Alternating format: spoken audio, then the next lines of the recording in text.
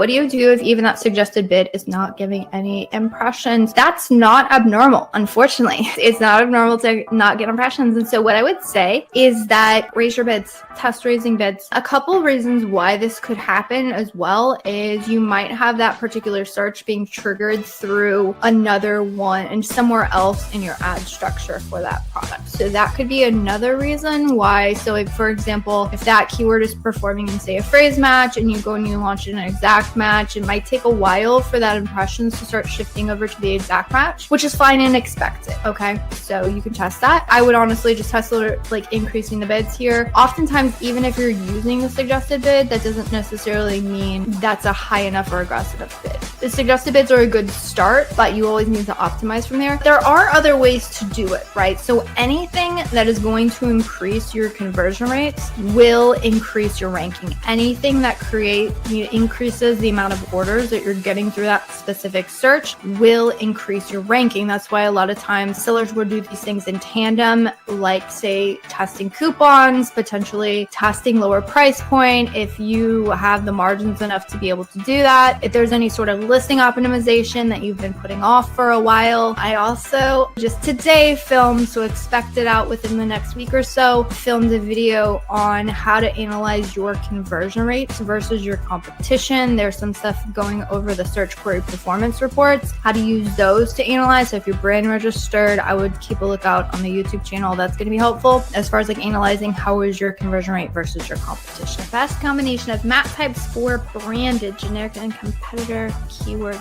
targets. Yeah, I'm still a huge fan of using all the above. So we use exact match, phrase match, and broad match for pretty much all targets across the board. And now it does somewhat vary depending on the account budget and then what stage we're in, because you noticed when I was talking about product launches, I recommended launching specifically an exact match and sticking to that for a while. So I do think that that is applicable. What I would say is that the more aggressive you want to target something, the more specific your match type should be.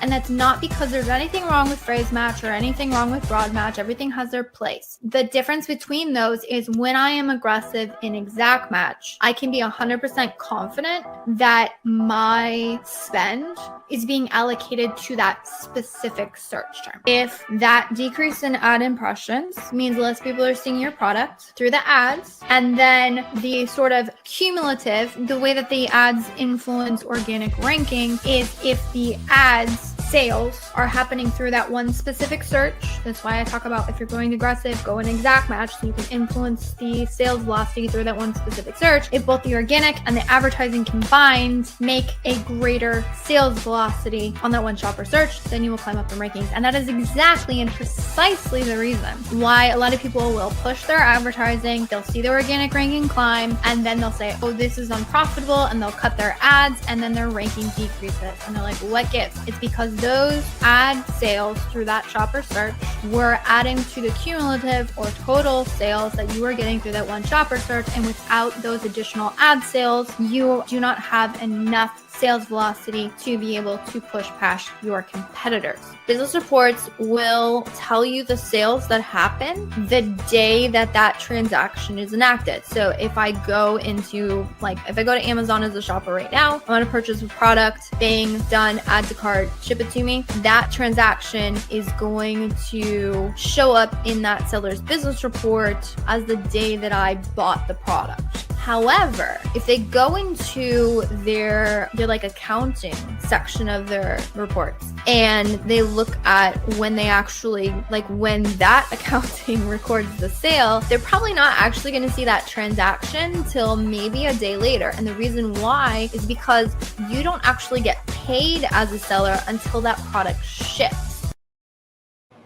Hello, and welcome back to another segment of Ask Junglr. I'm super excited seeing some people already joining and watching. Hello, seeing some people across different channels, which is super awesome. So hopefully you can see and hear me, which by the way, feel free to drop in chat where you're listening in from, what platform you're on. I would love to hear it. That way I know you can hear and see me.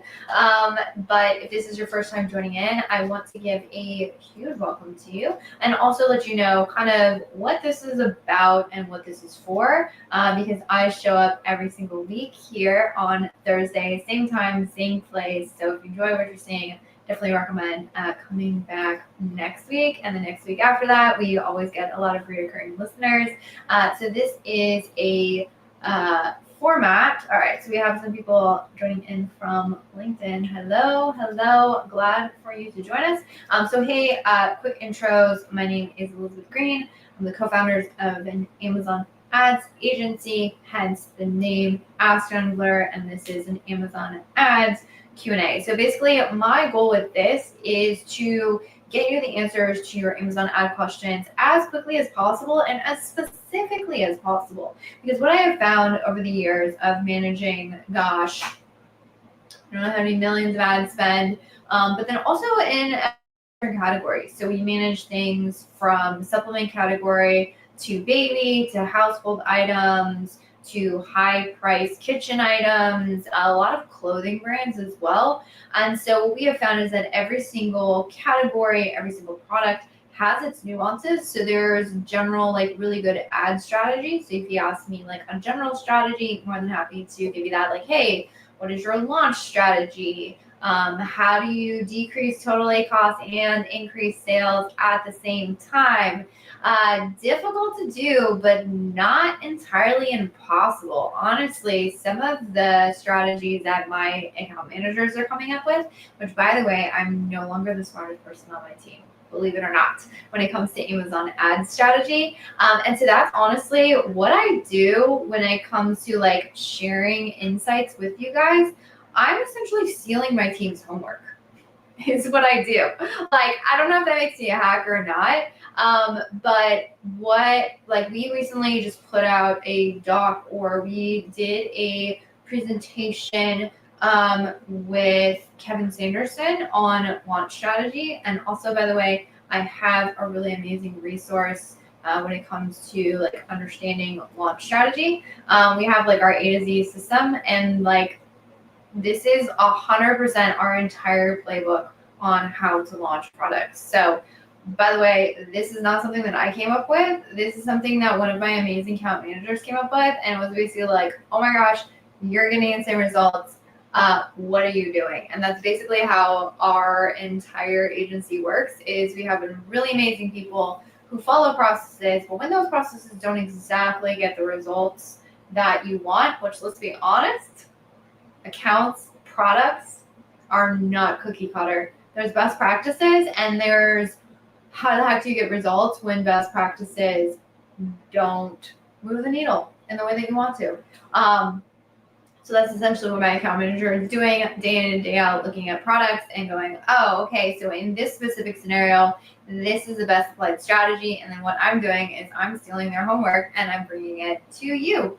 And so with that, what you can do is if you have an Amazon ads question, that is what we do here is I answer Amazon advertising questions. So if you have a question on launch strategy, if you've seen any of the information I'm putting out, if you have a specific struggle in your account, I'm dealing with high cost per clicks at the moment, and I'm trying to figure out how do I navigate that. I have a very high priced item, and so I'm struggling to grow that. I'm in the supplements category. I can't seem to get impressions no matter how high my bid is.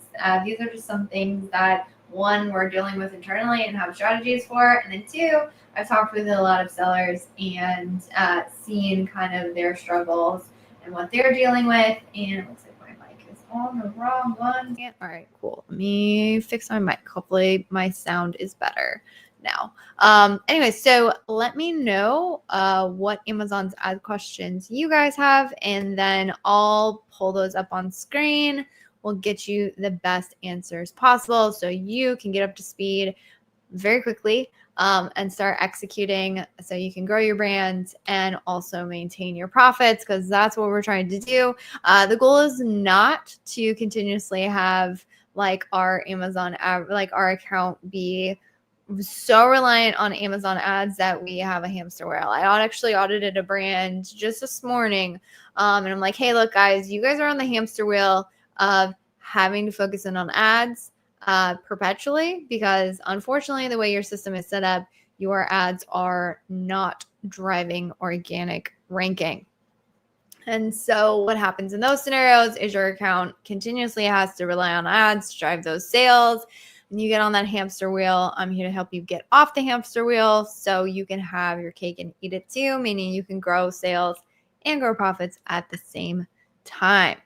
Awesome. All right. Shalil's saying, yep, supplement brands. What do you guys do when you can't get any target impressions in the supplement space having the same problem? Yes. Notoriously difficult, especially in high cost per clicks categories. What we found is that supplements tend to be one of the highest cost per clicks. And so I'm going to give you a couple strategies. Actually, I'm going to pull up this playbook for launch strategy because it is a really good optimization cadence. Sounds pretty intense, but when it comes to the optimization, one of the things that you can do is go through and really focus on bids. So one of the things, we call it like the kickstart optimization method for bid optimizations. Again, this is a little bit more intense and your bids can get a little bit high. So actually what we recommend, let me talk about budgets first. My recommendation is if you're going super aggressive on bid adjustments, now this is going to go counter to a lot of information that is out there on budgets. There's this idea that you never, ever, ever want to ever let budgets run out. And that's like the worst thing in the world. I'm here to tell you that that is not true. You can let budgets run out if you are capping budgets for a very strategic reason. And the strategic reason in this case is going to be having the ability to adjust or test crazy high bids, but then still not wanting to completely like blow up your ad spend. So my recommendation is going to be starting with a budget of, you can start with like $10 or $15. Now, depending on how high your cost per clicks are, you might have to start at like 20 to 25, 30 in your case.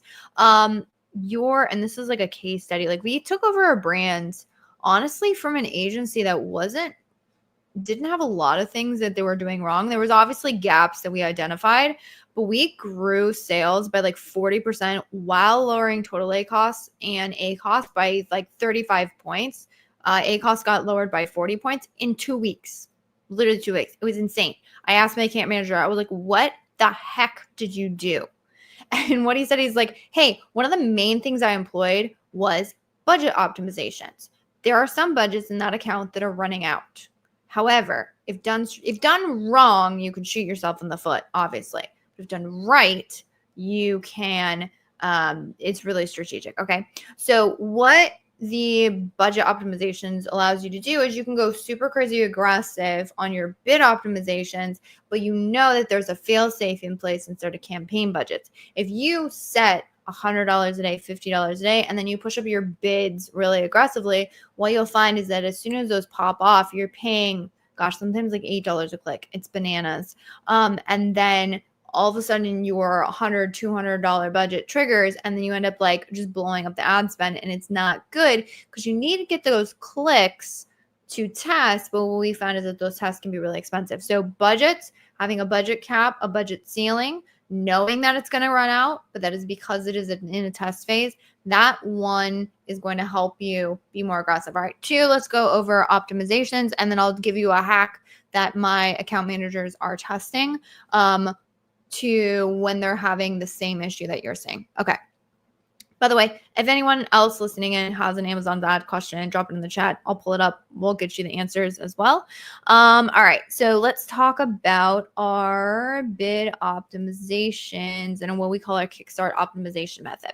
So the kickstart optimization method, what you're going to do is you are going to go into your ads account and you are going to, this is talking about each campaign because we're doing single keyword campaigns, but you can just look at your individual targets. What you're going to do is you're going to check them 1 to 2 times per day for the first 3 to 5 days of the campaign launch. This is if your goal is like impressions, because what we have seen Supplements, obviously, the cost per clicks are crazy high, but in all of our categories that we're advertising in across the board, we've seen that it's oftentimes a struggle to get Amazon to service impressions. So that's why we call it the kickstart optimization method, because you basically go super dialed in, super aggressive, and then this forces the algorithm to serve you impressions.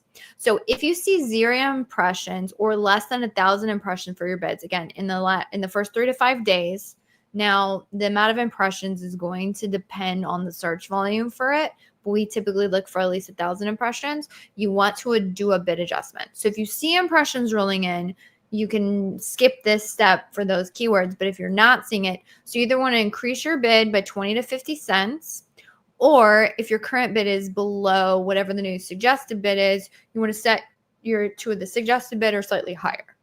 Again, your suggested bids may be crazy. So what we've done specifically in the supplements category, and this is not specifically for this, I used to be the biggest critic of dynamic up and down bidding. I was like, never use it. It's terrible. It drives up cost per clicks. I honestly don't like it.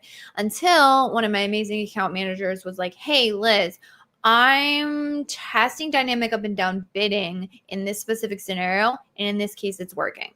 So what I would recommend for you is, if you're testing dynamic down only, test fixed bids. But if you increase your bids to the point of you're like, this is crazy. So in our case, I think we had increased bids to like $5 or $8, which is crazy high. And then we're like, we're still not getting impressions. And I don't necessarily want to drive my bids up to $8, $10. Like, it starts to get a little bit bananas. What they tested was using dynamic up and down bidding so they could maintain the current, like, they didn't have to push the bids all the way up to $10, $11, etc. But it still gave Amazon leeway to increase it if it needed to serve in the ad auction. And that actually worked. Now, do you expect higher cost per clicks? Again, that's why I'm recommending keeping budget caps so you can do aggressive testing and not completely blow up your budget. And then once you see what converts and things are working, then you start to scale budgets. But that's what I would recommend. Again, difficult supplement category, but those are the things that we've seen work really well to jumpstart impressions. All right, Ashley's coming in. Which, by the way, if you're just joining in, drop a like in the comments, or just let me know where you're listening in from so I know everybody can see and hear me. Hi, welcome. So I'm pulling up questions that are in the chat, and then I'll get these answered. But if you have any, again, Amazon ad questions, feel free to dump anything and everything. Trust me, I span the gamut in terms of my knowledge. It's pretty deep when it comes to Amazon ads, so more than happy to pull up anything. I don't think I've got a gotcha question yet. All right. So Ashley says, Elizabeth, if I target the same keyword, the same product in multiple campaigns, am I competing against myself, testing different price points, etc.? This is a fantastic question. The answer is mostly no and a little bit yes. And I'll explain. So when you say, am I competing against myself? Most of the times what sellers are talking about is, am I causing myself to spend more? Am I driving up my own cost per clicks? So the answer there is no. As long as the product, even if you have two different products, let's say you have two different cup products and they're both being advertised on Metal Cup, or in this case, it's the same product, Amazon is not making your products compete against each other in the ad auction. So Amazon pay-per-click is an auction. So what you do is you say, hey, Amazon, I'm willing to spend 50 cents. And your next highest competitor for that ad slot says, hey, Amazon, I'm willing to spend 35 cents. So your cost in that auction is 1 cent higher than the next highest guy. So in that case of like 35 cents, you would be paying a 36 cents cost per click. So in this case, let's say you enter two products into that ad auction, and one product says, hey, I want to spend 50 cents. And the other product says, hey, I want to spend 57 cents. But then that competitor is only spending, say they're willing to spend 36 cents. You're not going to pay 51 cents. You're going to pay 36 cents because you're competing against the other sellers as long as the products are advertised within the same account. We do have some brands where they might have their, maybe they, for whatever reason, have their products split across 2 different accounts. In that case, there's no connection between those accounts. So you would be building against yourself, but it's a very outlying edge case. Okay. So when I'm saying competing against yourself, that's not going to happen. Like if you're bidding 57 cents in one campaign and you're bidding $1 in the other campaign, but then your competitor's bidding, like 40 cents or something, you're not going to, oh, great. I drove up my cost per click. That doesn't happen. Now, when I said kind of, like the answer is both yes and no, mostly no, but a little bit yes. So the thing that will happen is you will split that data between the campaigns. So what happens when an ad auction triggers, only one, like your product in one of those campaigns is going to win the ad auction. So let's say that at a lower price point, you win some auctions, and that at a higher price point, you win other auctions. So those impressions that you're getting are sort of split between the campaigns. So you're not going to cause issues when it comes to like the performance of the ads. What may potentially have issues, let's say you have, for one keyword that you're trying to test, you might trigger 2 clicks over here, you might trigger 5 clicks over here, and then maybe you triggered 4 other clicks in another campaign, and maybe none of those clicks converted. Well, if you're doing an analysis, you're like, well, I only got 2 clicks and it's 4 clicks. And like, it's not really enough information for me to make a determination that this search doesn't work. But if you were only advertising in, say, like one campaign, then you would say, oh, wow, this is enough clicks to make that determination. So I'd say that's the only negative. There are analysis you can do that kind of like aggregate that data together. And then the other thing I will say is that there's oftentimes where it can be beneficial to have the same target in like multiple campaigns. I would say an example would be if you're testing like a low bid, high top of search placement strategies. You tend to limit yourself in the amount of impressions that you can get for those strategies. So if it was, say, a ranking campaign, I would definitely want to have like my rank focus high bid campaigns. And then I might be using that low bid, high top of search percentage as like a supplemental campaign. And in that case, it's very intentional. The other thing that I would say is we like testing all of the match types. And so in that case, I would recommend, like, I would be totally fine about any overlap in like having an exact phrase and broad, maybe throwing in a modified broad. So I know that was a more extensive answer. I like to give pretty detailed answers. All right. Ashley said a clarification. To clarify, I mean, if I have the same 2 to 3 campaigns, they're essentially the same, only difference in the bid. One is on choose of the whether show serve at the time or all ads show. Yeah. So all ads will not show. The ads that are eligible to show is determined by the product. So only one, actually, here's another thing. Only one child variation per listing is eligible to show on a, actually, let me pull up a search page. Sorry. I am going down the rabbit hole here, but I do think screen shares are helpful. So let me go through this. Okay. So here are some ad auctions. So this triggered an ad auction. Here's an ad auction. Here's an ad auction. Here an ad auction. If both of your campaigns triggered, you would have this product show up, say, like once or twice, or maybe somewhere down the page. You are only eligible for one ad placement per ad type per search page trigger. Okay. So this is a sponsored brand ad. This is a separate ad auction. This is a sponsored product search grid. This is a different ad auction. These are widgets. This is the trending now. This is a different ad auction.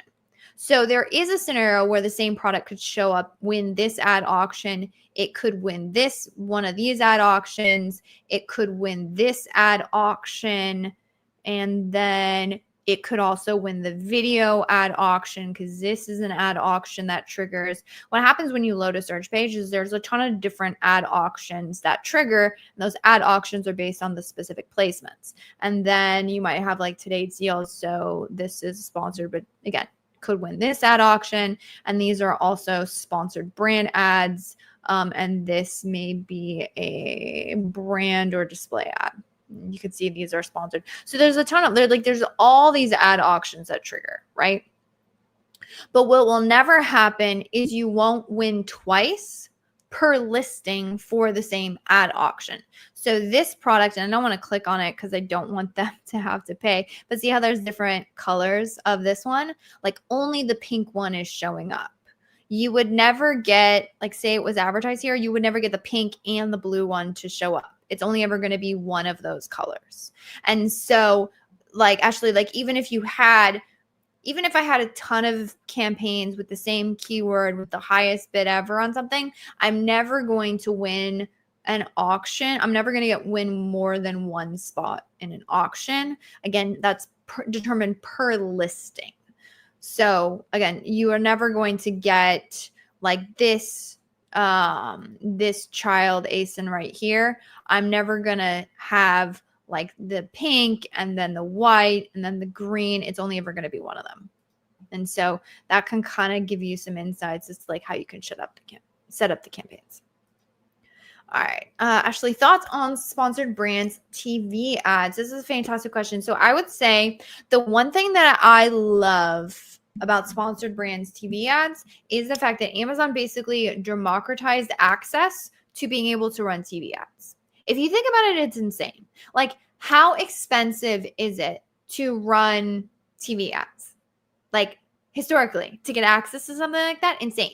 You now, as a seller, can go into your ad console and run a TV ad. I do believe the minimum budget is, it might be $50 to $200. Relatively small considering like national TV campaigns, right?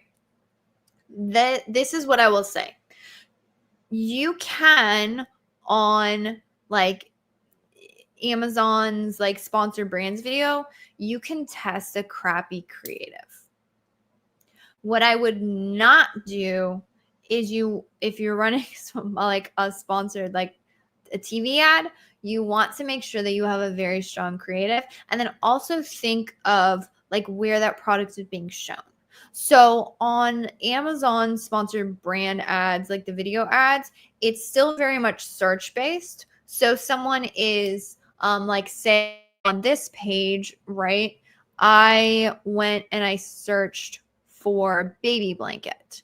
And so this video ad did a really good job of like, oh, this is a baby blanket. And then they go through, you know, these nice, like I get to see the product in action, and they maybe could have done a little bit of job of like call outs about it being soft, but it's a cute baby. And it's like, oh, I'm looking for a blanket. So this video is going to do very well in search because I know it's specifically a blanket. But see how you can also see like the product on the side and all that.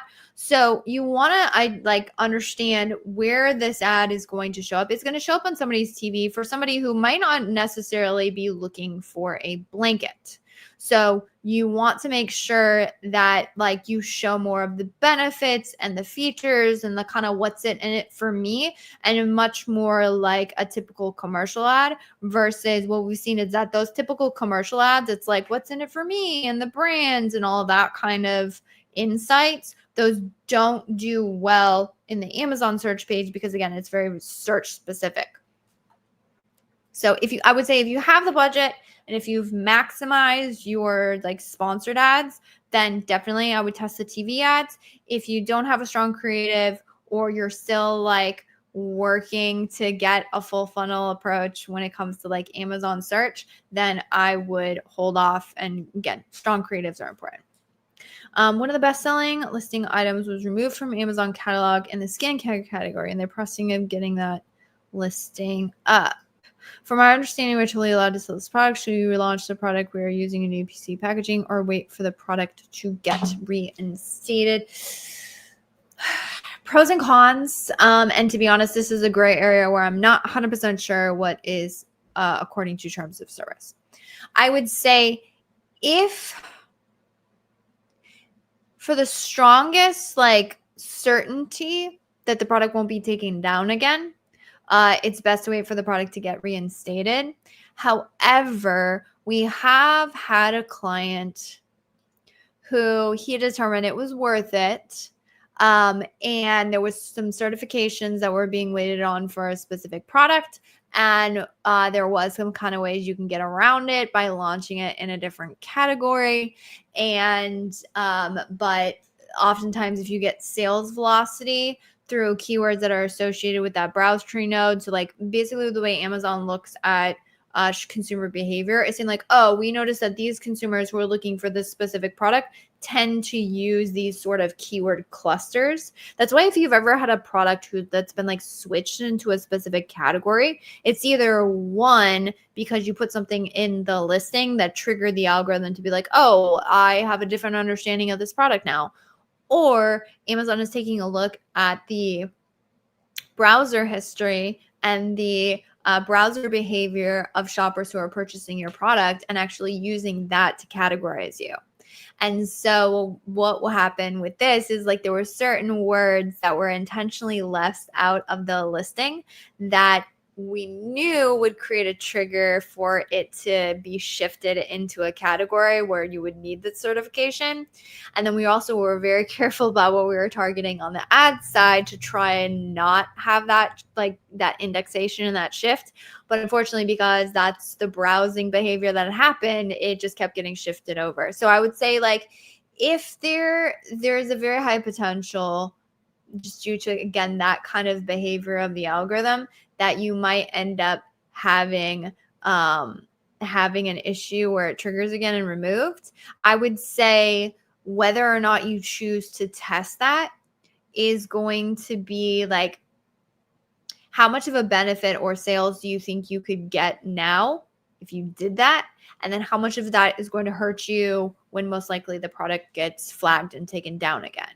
So just like weigh those pros and cons, and also know like that's a little bit of a gray area in terms of terms of service. So like definitely I would dig into the documentation, like what's the worst case scenario that happened? Like, are you going to get your account flagged because of that? Or are they just going to take down the product? And I would want to know that. All right. Have you tried Amazon audiences? Yes, absolutely. We have tried Amazon audiences. They are working phenomenally. And actually, let me pull up, looks like you're watching us on YouTube.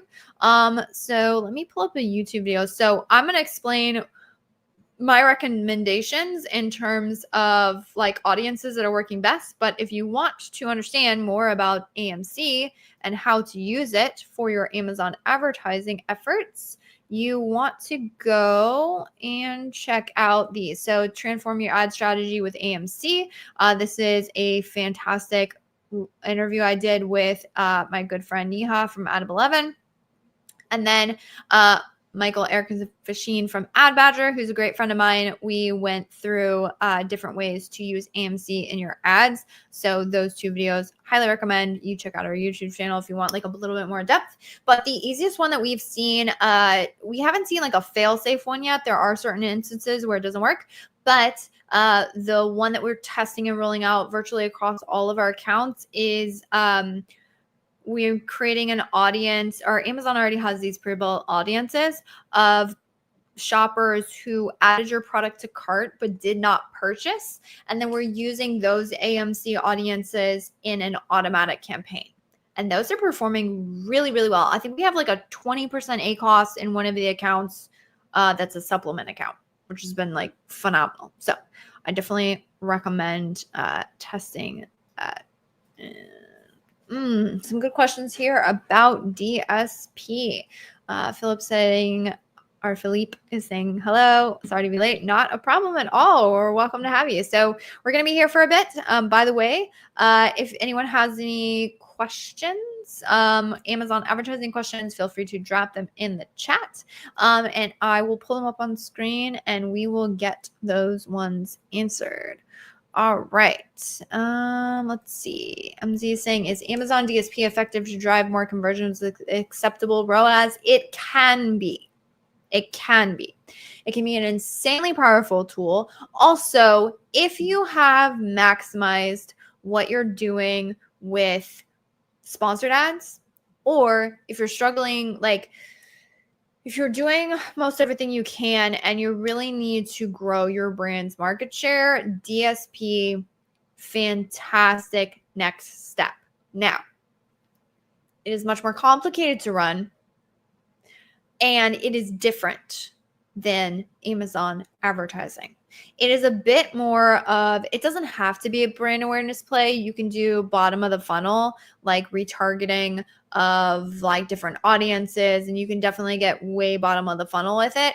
But when it comes to really like getting the most effect out of DSP, we have seen that more like mid-market, potentially top of funnel activities are what really is going to work to help drive your market share. What I would also say is that you need to have somebody on your team who has the ability to analyze the full shopper funnel. So an example would be if you have someone who's interacting with your DSP ads and then they go on to Amazon and they see your sponsored ads, like what is the conversion rate of a shopper who has seen DSP and then has seen sponsored ads versus somebody who hasn't seen DSP and then say they're only looking at your sponsored product ads. What we found a lot of times is that if they have more interactions with your brand, you will see oftentimes a higher conversion rate. It's not a fail-safe. You definitely want to have somebody who can analyze it, but that's kind of where the power of DSP comes in. And it used to be that with AMC audiences, you only had access if you were running DSP. And what Amazon is continuously doing is like democratizing data, democratizing access. I freaking love it. And one of the ways in which they're democratizing that is with AMC data. So now, even if you're not running DSP, you can say, okay, what happens when somebody sees my display ad and then sees sponsored, or what happens when they see the video ad and then they're seeing my sponsored ad, or vice versa, like which one is most likely to convert. And then that could get you an idea of, oh, wait, I need to have more sponsored brand ads because I've noticed that when shoppers have visibility into my brand ads, I get more conversions on sponsored. All right.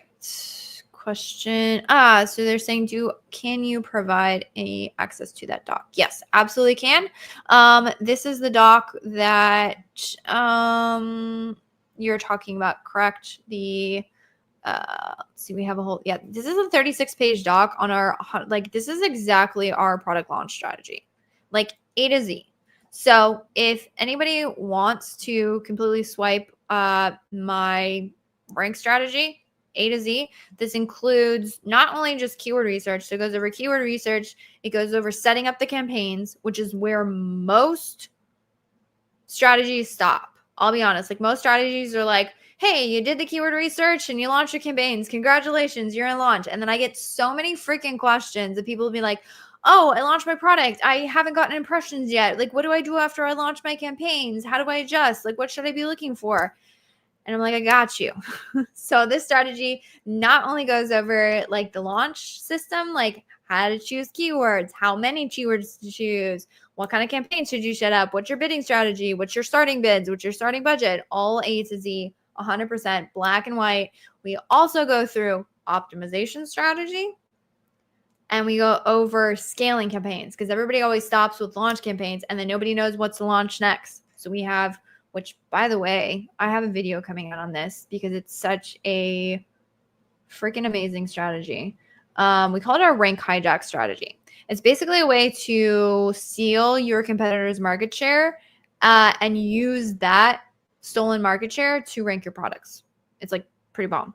And it's super easy to set up, and it literally takes you like 5 minutes if you know what your ranking keywords are. Goes over that. So all of the scaling campaigns, and then also has a bonus like troubleshooting, because not everything always goes according to plan. So how do you troubleshoot it? And I'm going to pull this down and I'm going to find you the link. So if anybody wants to grab this, let me find it for you. So if anybody wants to grab the strategy, I will pull that up and drop the links in the comments. And unfortunately, sorry if you are watching it on LinkedIn, many apologies, but LinkedIn does not let me like drop things in comments. It's so annoying. So if any of you are watching it on LinkedIn and want access to the doc, just message me on there. Send me a DM, put it in the comments, do something. I will definitely pull it up and I will get you. I have to find it. There's so many videos that are going out. Okay, cool. So in that case, what other Amazon strategies? Oh, good question here. We suggest starting with a low price on launch and increasing to start high and give a discount. That's a fantastic question. I would definitely recommend testing both. The one thing I will say is that with the like starting low and then like increasing, you have to be careful if like you increase too quickly because sometimes you lose buy box. So sometimes putting like too low of a pricing and then putting a coupon can create issues. I would say I have seen the power of starting at a lower price point and then working your way up. Now, you absolutely can I think I found the link. All right, cool. I'm going to drop this in the comments. But if you are able to put a lower price point, like I've absolutely seen the power. However, I have seen sellers who have been able to launch themselves as like a more premium product. What I will say, if you say that you're a premium product, you must demonstrate that you are a premium product in the listing. 100%. We actually had one brand who put premium in their title. And then what ended up happening is people got the product and they were like, hey, the product is really good, but like, this is not premium. And the client was convinced it was premium, but he was actually getting negative reviews because even though the listing said premium, the product wasn't premium. So I would say, one, don't BS yourself. Make sure it actually is premium. And then two, make sure you demonstrate how it is premium in the listing. I've actually advertised for a product. They were their price point, like there was products in that market that were selling for like $12 and their price point was like I think $25 to $35, like significant difference. That product crushed it. It was historically ranked high on all of the top keywords. BSR was fantastic. They were within the top 5 on BSR all the time. And what he did was that listing screamed premium. Like the entire branding, all of the images, the A+ content, like he iterated and iterated and iterated and iterated and was like clearly demonstrated the premium, had the reviews to back it up, had the sales history to back it up, and was able to absolutely outperform and crush products that were like half the price. But again, you got to put in your work into the listing. All right, we just launched a product, drop price 10%. We are bumping 1.5% every week, and it helped rank significantly and bootstrap the product. Yes, absolutely. Matt, fantastic feedback. I appreciate it. Unfortunately, I know it cuts into margins. But lower price point does help. Also, I will let you know when it comes to like liquidation strategies, there's a lot of people who like look specifically at advertising and like, oh, let me just dump a bunch of ad spend in it to move the product. What we've historically seen is that dropping the price significantly and then adding a little bit of ads to give it the visibility is the one like that product liquidation strategy works. Obviously, the profitability isn't there, but honestly, the profits are going to be higher with that than if you just dump a crap ton of ads into it and the product doesn't really move, is what we've seen. How come negative reviews affect the buy box on Amazon? To be honest, not 100% sure on that, but they can. All right. When it's time to increase the price of the product launch, do we start at 50% and still that price? Problem, our listing was launched by an agency before the creatives were done. Yeah, that can be an issue. Let me look it up and I'll send it to you in the comments because it looks like you're watching on LinkedIn. All right, let me share this tab instead. So there is, which by the way, Jason Han, he is amazing, a really good friend of mine. Let me see, this one right here. Data-driven pricing. So when it comes to increasing the pricing, there's a really strategic way in which you want to do that because you don't want to increase so much that like you hurt your order velocity and you really want to find the sweet spot. So Adam, or not, what am I saying? Adam, Jason, Jason, and his business partner built a fantastic repricing tool. There's other amazing repricing tools on the market. I just happen to really vibe with the way that they did it because what they did is they built it manually, and they built it for clothing brands, which one thing that their tool does phenomenal is help adjust and give you insights on really, really large, complex catalogs. So I don't know if you're at that point, but if you have a large, complex catalog and you're really trying to figure out pricing, definitely go talk to Jason 100%. Their tool is called AZ Seller Kit, but he was gracious enough to sit down because he is the brains behind their algorithm. So he was gracious enough to sit down with me and I was like, hey, what are you doing in terms of pricing? How often do you adjust pricing? What are the things that you should be worried about? What should you be looking at? And he basically shared it all. And also he's really gracious and a good friend. So if you are trying to figure out pricing, I would 100% check that out. All right. Carlos says, yes, we're afraid of losing sales. Yeah. So he goes over like what to look for. Because the thing is that unfortunately, as much as you would say like, okay, I want to adjust the price. And then you want to look at things like traffic. So sessions and conversion rates.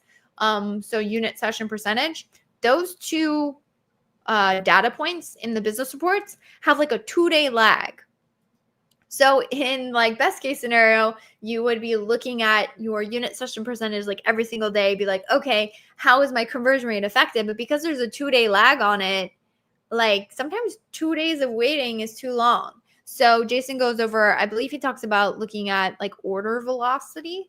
And so there's specific data points that he looks at to say like, okay, this is working, this is not working. And he adjusts in like very small incremental, which I'm a huge fan of, like incremental iterative approach, test, see, adjust from there. So he basically goes through all of that. I would highly recommend checking out that video. You should find it very helpful. All right.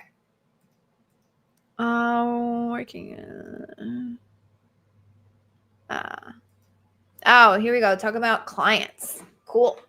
Working in a digital marketing company, thinking to start handling campaigns as a freelancer. Can you please give some important tips on how and what kinds of clients I should engage? My recommendation would be to engage with the type of clients that cover two things. One is you can actually get results for them. To be honest, I think that's the most important thing. There have been some clients where like they've come to us, they really like our strategies. We've audited the account. I'm like, look, is there room to improve this ad strategy? 100%.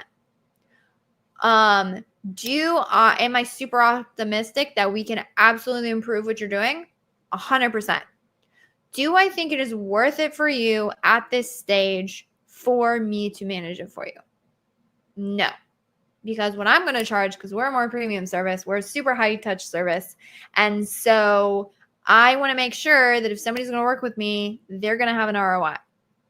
There's certain brands that may not work. And I would say like the best policy is honesty, open and upfront honesty. Now, depends on what stage you're at. Like if you're working for a company, like if you have experience managing like existing brands, then you're going to like kind of know what it takes and you're going to get that like I can go into any account and I can get a gut feeling of like this, that, the other. Like I just know because I've put in the reps for like freaking 8 years now, right?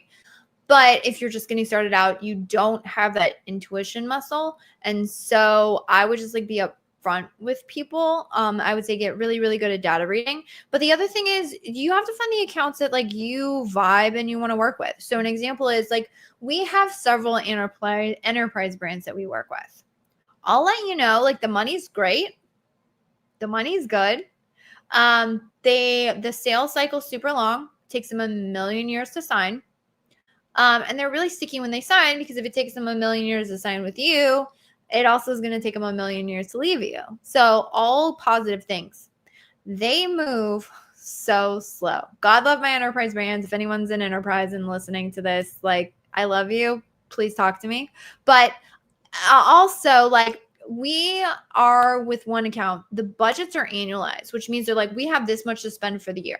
We can't overpace our budgets or we're not going to have any money in Q4. This brand, we're like, we could probably double you if we had the budget to do so, but we can't. And that, to be honest, is a little bit frustrating. So my team prefers to work with me and my team. We like to move fast. We like to make quick decisions. We like to be scrappy. We like to be able to have out-of-the-box strategies. We like to have game plan and conversations on business and how business feeds into ad strategy. Like, I just got off a call this morning. We were like, hey, we're going with this. And they're like, hey, we need to shift to profitability. Or we're like, all right, cool. We're going to do this. We're going to shift budgets here. We're going to focus on this, like game plan, boom, go. We're going to execute that by the end of the week. We move fast. Enterprise does not move fast. So who do we work best with? We work best with brands who like to move fast, which tends to be founder-led brands, more mid-market, private label sellers. That's what we like. We jam with them. We jive with them. We're on the same wavelength. We all like moving fast. And so what I would say is, like, you won't find that out. Like, I didn't know that until I had worked with startup brands, until I had worked with enterprise brands, until I'd worked with a ton of private label sellers. Like, we just found, like, oh, this is our sweet spot. Like, this is who we jam with. These are our people. So at some point you have to, like, you got to put in the reps. But I would say, like, eventually you can look back at everyone who I have, like, worked with and be like, oh, these are the people I got results for. These are the people I jive with. These are the people I vibe with. And then you can just work on getting them the best results possible. Good question. If my top converting keyword suddenly sees a drop in conversions, but there's no significant change in impressions across per click, what would be your step-by-step diagnosis to resolution process? Fantastic question. Okay. You want to know what was working when it was working and what has changed when it hasn't worked. Okay. So, let's see, top converting, drop in conversions. So when you're saying drop in conversions, is it dropping in orders or is it a drop in the conversion rate? That's what I would want to know. And so what you want to do is you want to pinpoint the change. When did things change? And then say, what are the dates from that change until now? And then you want to look at apples to apples. So apply those 2 date ranges. Then you want to look at the ad console and you want to say what changed. So you said impressions haven't changed, but you said no significant drop in impressions. So, like, what's significant? That's what I would want to know. But then I'm looking at, okay, so what changed? Is it the number of clicks changed? Like, am I getting less traffic to the listing, or is less of that traffic converting? Because that will tell you your next thing. The other thing that you can look at is, like, the placement percentages. So all of a sudden, did you start to get more traffic through top of search or rest of search or product pages? Like, did where you're getting your traffic shift? And then you can also, oftentimes, sometimes it's a market thing. So we've done this analysis before with accounts and we're like, well, man, we're getting the same traffic, but all of a sudden less of that traffic is converting. And then you definitely want to go look at that search page. What we found oftentimes is, like, there was one account where a competitor kept dropping their price every month and then they would put it back, but they were dropping their price by like $5. It was ridiculous. Like, we went super low to, like, accelerate sales, get the BSR, and then they would bring it back to normal. But, like, for that week that they had low price, our conversion rates were just terrible. We didn't do anything differently. It was a market shift. So I would want to know, like, is it that I'm getting less traffic? And is it a conversion rate issue because of where that traffic is coming from? You know, like again, all of a sudden it's all product pages versus something else. And then if it is all product pages versus, you know, it used to be top of search, now it's product pages, I would want to know, like, has the cost per clicks changed? So again, it could be a market trend of all of a sudden my competitors are like paying double for something, but they all of a sudden like they're paying double for something, and like your bid, which used to be competitive, is no longer competitive. So you definitely, you kind of want to look at the playing field, but it starts with knowing the shot. So like more impressions, less impressions. It looks like you said you're getting the same impressions. So am I getting less clicks on my impression? Like, is my click-through rate down? Or is it that I'm getting impressions, I'm getting the same amount of clicks, and then my conversion rate isn't the same? So you want to like take a look at all of those things. Ashley said, I skipped some of your questions. Did I skip some of your questions? Oh, okay. Good question. All right. I'm pulling back. Hopefully if this is not the question you're talking about, Ashley, let me know and like repost it in chat. Sorry, I'm going to try and get to it. Let's see. If I have two single keyword ad group product, one targeting top of search with more profitable bid, they will never show at the same time. That is correct. That is correct. So only one campaign will win the triggered ad auction. Again, as we went over the search page, there's different ad auctions that trigger, but only one of those campaigns is going to serve you there. They won't ever like double trigger, if that, or double win.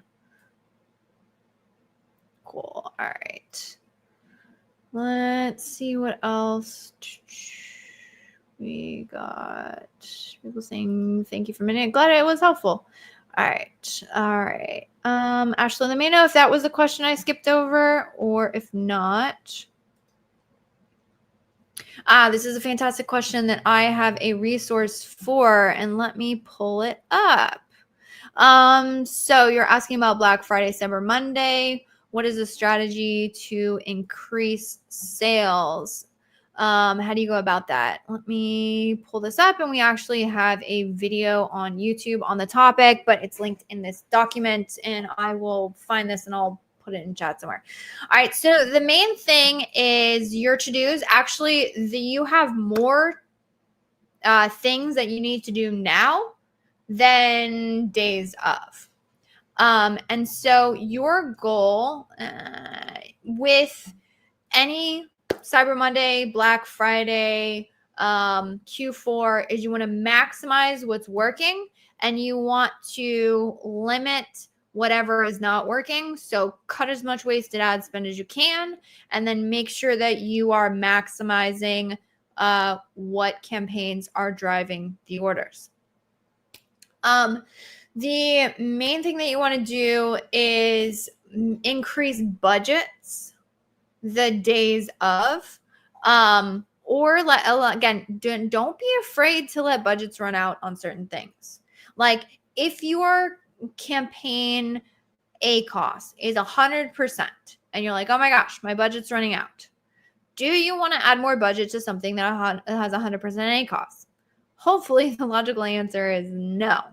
So use budgets as a strategy to allocate your ad spend. So what you want to do right now is understand what you need to maximize the days of. And if you don't have that structure, so an example would be for a particular product that you want to push, you don't have ads set up. You want to set up the ads now so you have that testing. You do not, I repeat, you do freaking not want to test new campaigns the days of Prime Day. It's like the worst thing to do ever. So what you need to do right now is, again, you're going to be testing things. So you want to clean up your ad structure. So you're going to like pausing underperforming products, adding negative keywords, pausing dormant campaigns, check all your placement percentages, consider implementing an account cap just as a fail safe. Make sure, check your day parting rules, by the way. Check your day parting rules, any automation. Sometimes those screw things up. Again, you want to check all your campaign bidding strategies. Make sure you're not using an underperforming dynamic up and down. Just do a good cleanup. And then you also just want to look at, okay, so identify your top campaigns to push for Prime Day. So ideally, these are like single keyword campaigns. Again, if you don't have this setup, if you don't have a really good clean setup you can push, then that's what you're doing now. And then days of, you're simply saying, okay, let me look at budgets, what's running out, increase, and all that stuff. All right, looks like we are nearing time. I got 5 more minutes and more questions rolling in the chat. All right. Do you optimize product catalog, variation families, flat files, etc.? Not internally, but we do partner with people who do, just in case, because some of our brands do need that. Most of the brands we partner with have in-house teams to be able to do that. Do you provide the link to get the A to Z launch campaigns? I can't find it. Yeah. Philippi, you are on LinkedIn. Unfortunately, LinkedIn won't let me post in like the chat. Reach out to me. I'll send you the link. Yeah, can we get AMC without DSP? I tried, but Amazon rejected. Yes, unfortunately, the only people who can get access to AMC are agencies who are part of the Amazon Advertising Partner Network. We are part of the Advertising Partner Network. We have been for years now, and so we were able to get access. It's really confusing, to be honest. They told everybody like, hey, everybody gets access to it, and then nobody knew how to get access. It's a little bit weird. So you have to have a partner who, or if your agency, let's see, you might be an agency. If you are an agency, try and get access to the Amazon Advertising Partner Network, and then you should be able to do that. Thank you. Follow up from before. So different match types can compete in the same auction or only in different ad auctions. Yeah, so, okay, an example of exact match and a phrase match, right? There could be some overlap there, meaning they can trigger the same search auction, but phrase match can also trigger like different search auctions. So on some level, they're competing with each other. But what we've seen historically is that oftentimes the same exact search, for whatever reason, will trigger and perform better in, say, a phrase match than the exact match. That's not uncommon. And so in that case, even though there technically is overlap there, we would still run those both. And we never add negatives we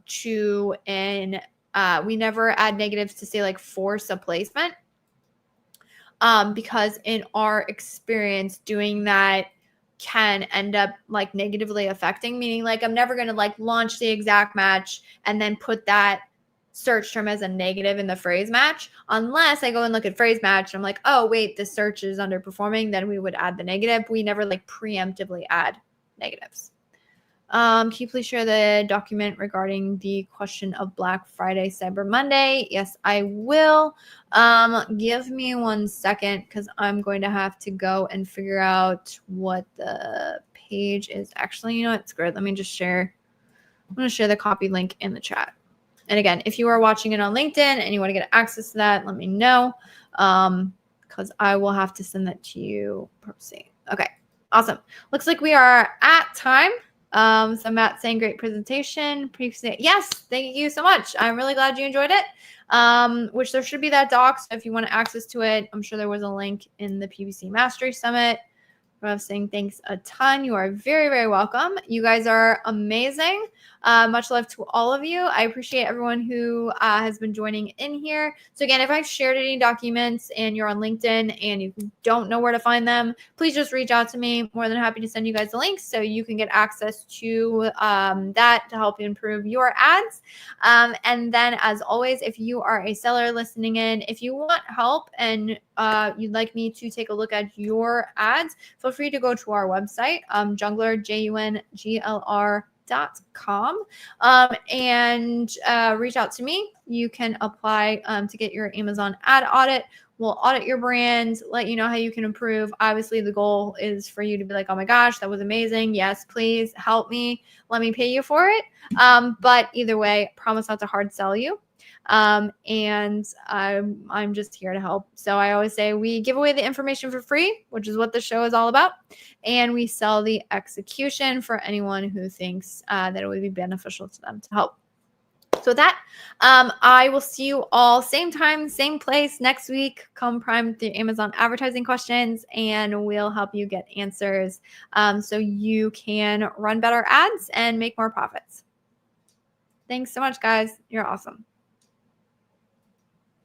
And that wraps up this episode of the Ask Junglr Amazon Advertising Podcast. I hope you found these insights and strategies helpful in your Amazon PPC journey. Remember, if you have a burning Amazon ad question that you'd like answers to, head over to junglr.com/live to join our next live Q&A session. Until next time, keep optimizing those ads and stay hungry.